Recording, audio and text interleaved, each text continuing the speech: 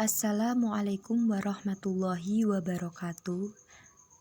Kami dari kelompok 14 akan mempresentasikan hasil diskusi dari kelompok kami, yaitu struktur pasar dalam Islam.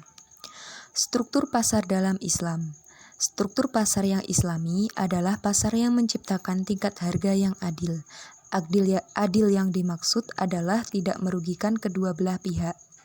Struktur pasar dalam Islam didasarkan atas prinsip kebebasan, termasuk dalam melakukan kegiatan ekonomi. Struktur pasar menggambarkan jumlah pelaku dalam suatu pasar dan menggambarkan tingkat kompetisi yang terjadi di pasar tersebut. Selanjutnya, pasar persaingan sempurna.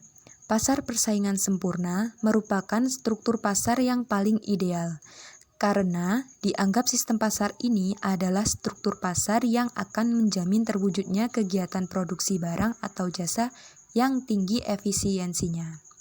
Pasar persaingan sempurna ini adalah pasar yang dimana antara penjual dan pembeli tidak dapat mempengaruhi harga, atau hanya sebagai price taker, dan harga yang ada di pasar itu merupakan hasil kesepakatan dari interaksi antara permintaan dan penawaran. Kemudian, ciri-ciri pasar persaingan sempurna. Yang pertama, terdapat banyak pembeli dan penjual, namun tidak mampu mempengaruhi harga. Yang kedua, barang dari jasa yang dijual bersifat homogen. Yang ketiga, adanya kebebasan perusahaan.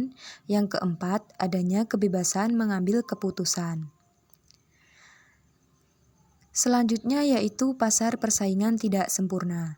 Setelah persaingan sempurna, pasar selanjutnya yang akan dibahas yaitu kebalikan dari pasar persaingan sempurna, yaitu pasar persaingan tidak sempurna.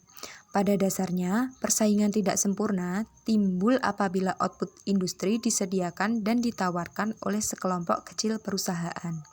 Jadi, dalam pasar persaingan tidak sempurna, kita akan menemui penjual yang sedikit jumlahnya. Ciri-ciri pasar persaingan tidak sempurna. Yang pertama, terdapat sedikit penjualan dan banyak pembeli. Yang kedua, penjual dapat bersatu untuk menguasai pasar. Yang ketiga, pembeli bebas menentukan pilihannya. Kemudian, peran pemerintah terhadap pasar persaingan tidak sempurna.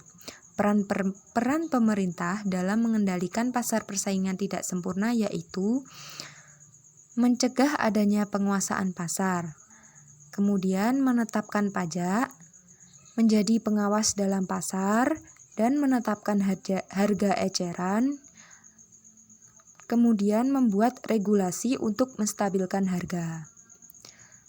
Mungkin itu saja yang dapat kami sampaikan. Apabila ada kurang lebihnya, kami mohon maaf.